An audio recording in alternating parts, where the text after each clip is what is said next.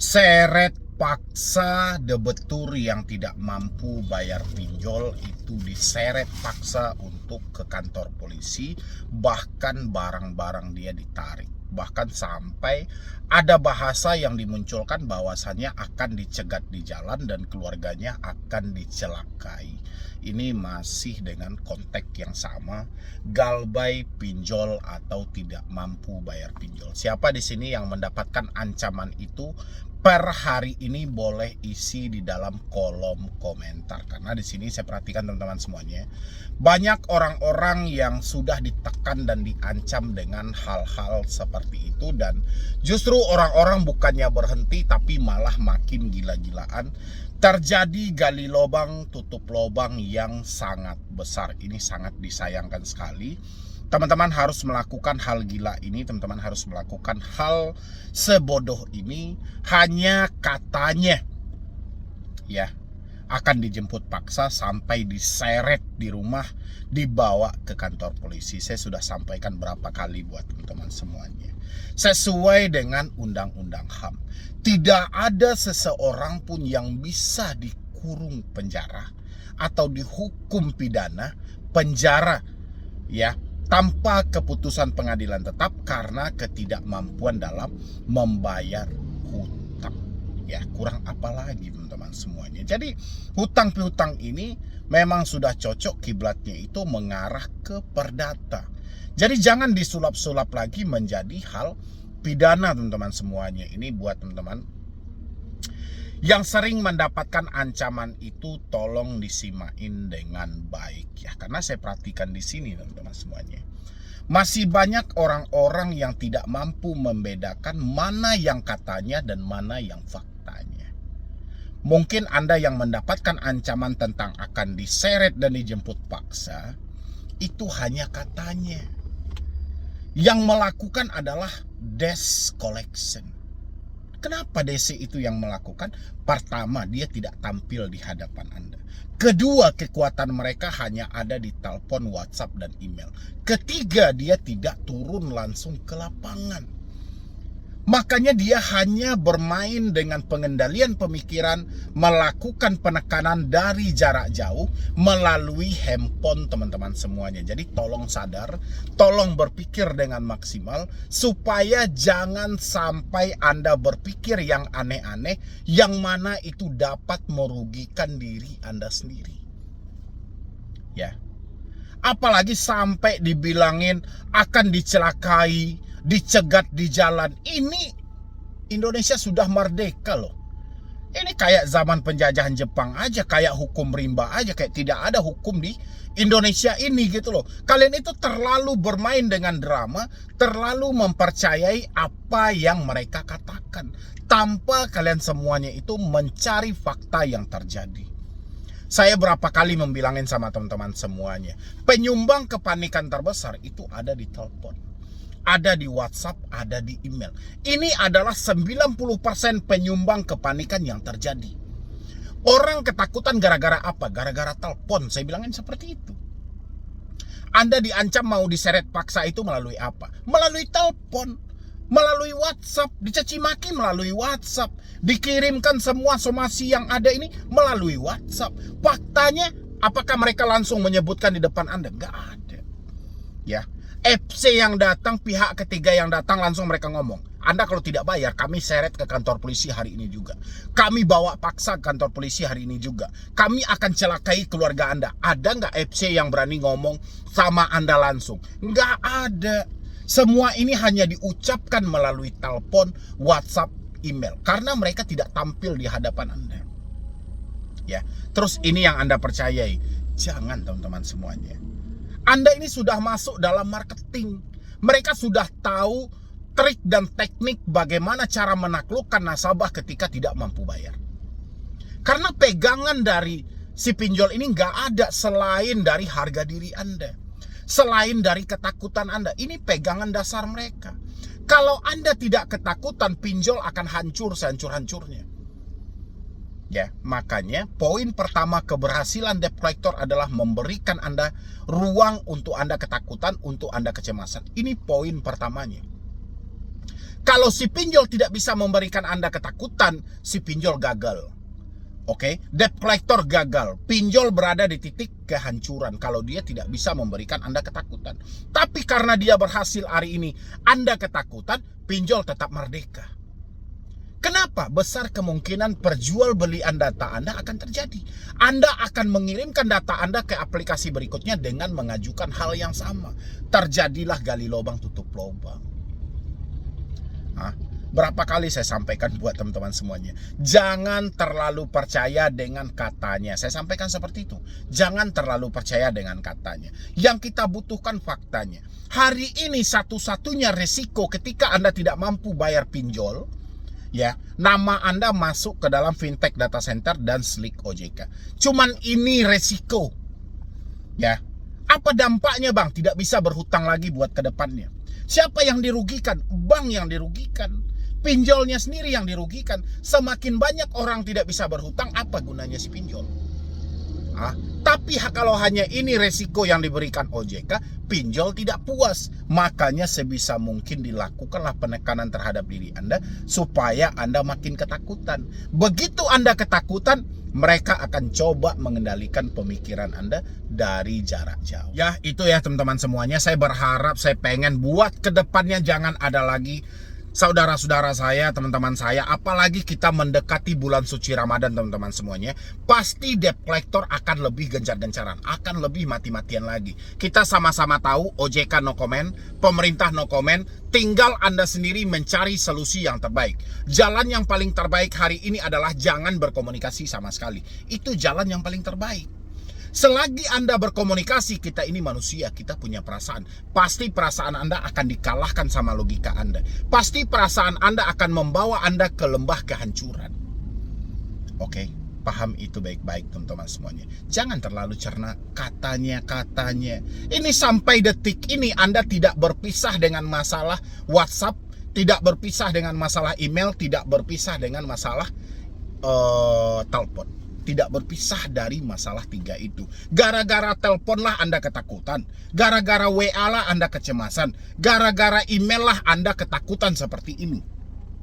Tidak bisa Anda pungkiri. Ya, tidak bisa Anda hilangkan tiga hal ini. Penyumbang ketakutan, kesetresan, kepanikan terbesar. Telepon, WhatsApp, email. Tidak bisa Anda alihkan. Orang-orang bertanya kapan DC datang ke rumah, itu karena dapat telepon, karena dapat email, karena dapat WA. Orang-orang bertanya apakah di penjara, karena itu juga. Orang-orang bertanya misalnya mau dicegat di jalan, karena kata-kata ini juga gitu loh. Berarti ini sumber masalah. Kenapa tidak diatasi sumbernya supaya terjadi kedamaian dalam pemikiran? Begitu caranya teman-teman. Jangan kita fokus pada akibatnya, Bang. Benar atau tidak, Bang? Dia akan mencelakai saya, dia akan mencegat saya di jalan. Saya jawab, itu nggak benar. Sesaat ketika saya menjawab, Anda tenang. Giliran Anda mendapatkan telepon lagi, WhatsApp lagi, email lagi, cemas lagi. Karena yang kita atasi hanya akibatnya, tapi penyebabnya kita biarkan. Percuma. Itulah makanya saya selalu ngoceh sama teman-teman semuanya. Kalau bisa kawan-kawanku, ketika Anda menyatakan tidak mampu bayar, demi menyelamatkan pemikiran Anda, demi menyelamatkan diri Anda dari serangan dan tekanan dari debt collector, usahakan kita jangan berkomunikasi. Putus semua komunikasi yang terhubung. Macam-macam teman tanyakan. Kontak darurat diserang, Bang. Oh, di luar kondar diserang, Bang. Padahal diri kita sangat penting. Objek utamanya adalah diri kita. Kalau diri kita sudah kepanikan, apapun kita nggak bisa mengatasinya. Tapi kalau diri kita tenang, jangankan kondar, mereka menyebar seluruh kontak aja kita bisa cover.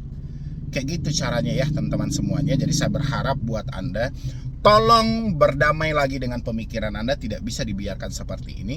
Yang ada Anda makin hancur dan Anda makin tidak stabil sama sekali. Percaya sama saya, akan terjadi nantinya hutang Anda sangat besar. Semakin Anda ketakutan, semakin besar hutang yang Anda perbuat. Oke, sisanya lanjutkan nonton video ini. Nah, ini mulai besok ya, menjelang akhir Februari 2025 teman-teman semuanya, yang masih atau yang baru jatuh tempo seperti di Akulaku, di Kredivo, di Pinjam Duit, di Samir, di Uatas, adapun di 360 Kredit, Kredit Pintar, uang mie dan lain sebagainya, Anda boleh simain ini sampai habis.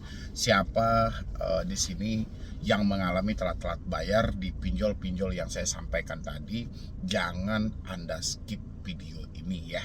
Dan yang di luar sana mungkin yang baru menemukan channel Solusi Hutang MB, kalau dirasa ini sudah cocok untuk Anda support, silahkan disupport dulu, silahkan didukung dulu. Karena supportan, dukungan, semangat dari Anda itulah yang menjadikan saya tetap ada di sini bertahan memberikan sedikit edukasi, motivasi untuk teman-teman yang mengalami telat bayar atau tidak mampu bayar gitu loh ya. Oke. Kenapa saya bilangin mulai besok? Teman semuanya, kenapa nggak mulai hari ini aja bang? Mulai hari ini juga nggak ada masalah, tapi lebih tepatnya mulai besok aja gitu loh. Kenapa mulai besok? Karena saya perhatikan teman-teman semuanya, sejak akhir tahun 2024 kemarin memasuki 2025 ini sangatlah parah. Ancaman, caci maki, hinaan nyaris tidak terkontrol sama sekali oleh otoritas jasa keuangan maupun lembaga-lembaga lain yang mengatur tentang pelaku usaha jasa keuangan khusus non-bank, terutama di pinjaman online ini. Berapa banyak orang yang menjadi korban sepanjang tahun 2024? Ya, orang ini menjadi korban apakah karena ya dia didatangi debt collector? Apakah karena hutang dia yang terlalu banyak? Tidak juga teman-teman semuanya. Ya, masalahnya bukan soal dikunjungi debt collector atau masalah dia yang sangat besar. Tidak. Permasalahannya adalah dia diancam, dicaci maki, dihina. Ya, sehingga tertanam di dalam pemikiran dia rasa bersalah.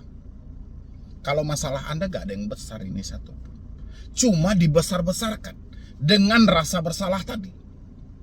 Ya, Anda diancam mau dipermalukan. Anda diancam mau ditarik-tarik aset yang ada. Anda diancam akan disebarluaskan semua data pribadi. Ini adalah pemicu kenapa terjadi gangguan dalam pemikiran. Jadi kalau masih ada teman-teman yang bertanya di luar sana, apakah ada DC, apakah ada FC? Rasa saya mungkin sudah bisa dibuang pertanyaan ini. DC datang ke rumah itu tidak mematikan orang. Oke, mereka hanya menagih dan mereka bahkan lebih ketakutan karena mereka yang berada di lapangan. Tapi yang paling terparah adalah desk call. Mereka yang hanya berada di balik layar, berlindung di balik smartphone. Mereka hanya menelpon tanpa melihatkan wajahnya. Mereka hanya menchat tanpa jelas siapa orangnya. Mereka hanya mengirim email tanpa dipertunjukkan dengan jelas identitasnya. Ini yang paling berbahaya. Teman-teman pasti ketakutan karena ada FC, pihak ketiga, dan debt collector lapangan. Orang yang tiga ini adalah ujung tombak di sebuah perusahaan pinjol. Oke, mereka terjun ke lapangan, mereka sudah sangat waspada.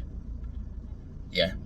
Mereka pasti akan menjalankan beberapa SOP yang ada, walaupun pada faktanya ada beberapa orang di lapangan melihat situasi dan kondisi juga melakukan pendekanan, tapi lebih banyak FC DC lapangan ini dia bekerja sesuai dengan SOP.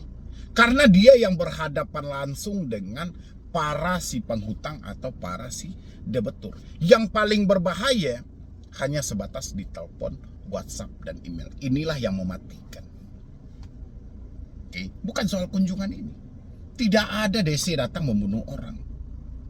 Ya, FC ini, pihak-pihak ketiga ini, dia tidak datang membunuh orang. Bahkan mereka was-was untuk mengunjungi Anda. Tapi yang mematikan orang itu adalah desk call. Itu yang mematikan.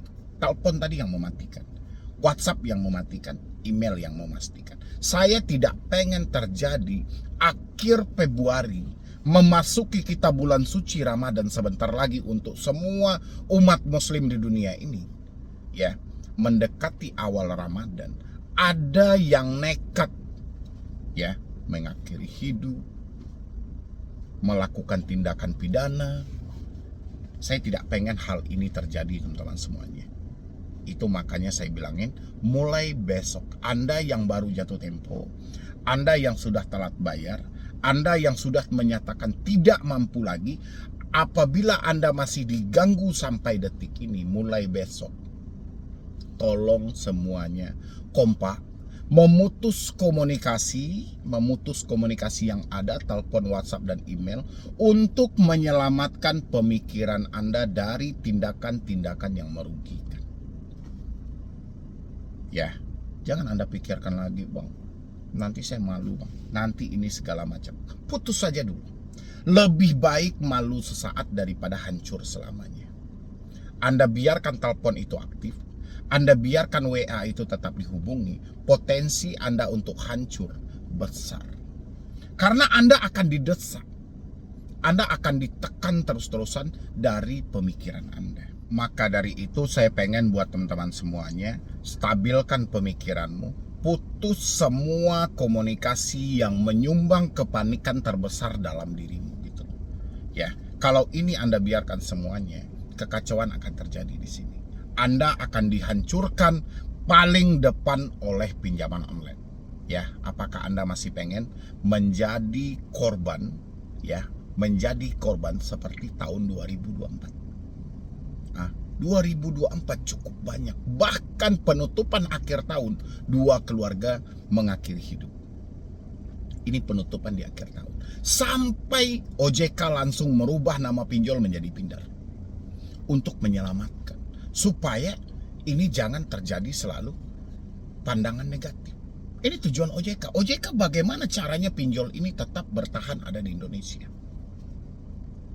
Ya, jangan ada lagi yang berpikir soal BI checking. Jangan ada lagi gitu. Jangan mau ketakutan mereka diarahkan ke Anda semuanya. Kecemasan yang mereka alami tapi dipindahkan kepada diri Anda. Ya, BI checking itu bank leasing pinjol, itu yang rugi.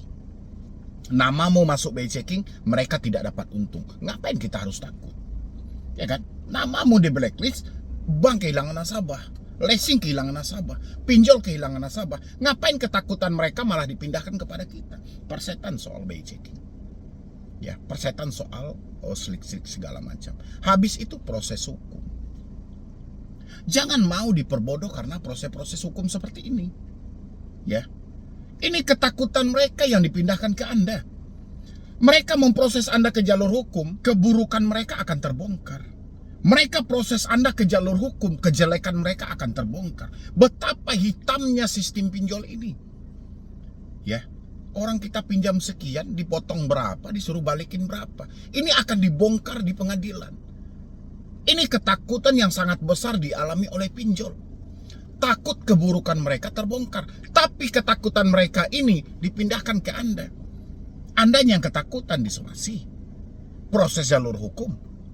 Ya, dan saya berharap teman-teman semuanya tolong stabilkan pemikiran Anda, kondisikan lagi cara Anda berpikir, insya Allah semuanya ini akan baik-baik saja. Satu-satunya risiko ketika kita tidak mampu bayar pinjol adalah nama kita akan masuk dalam BI checking dan kita tidak bisa lagi berhutang buat ke depannya. Bank akan rugi karena kehilangan nasabah seperti kita. Satu orang kehilangan. Bayangin ini seluruh Indonesia nantinya.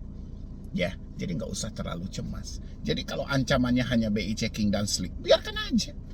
Jadi kalau cara kita menumbangkan riba yang ada di Indonesia ini, ya hitamkan namamu semuanya. Dengan begitu ribanya akan hilang. Banknya tidak berfungsi, leasingnya tidak bekerja, pinjolnya nggak ada gunanya. Oke, teman-temanku semuanya. Pokoknya putus semua komunikasi yang terhubung. Mulai besok kompak, tidak ada yang takut lagi. Satukan. Anda harus yakin ini adalah jalur yang terbaik.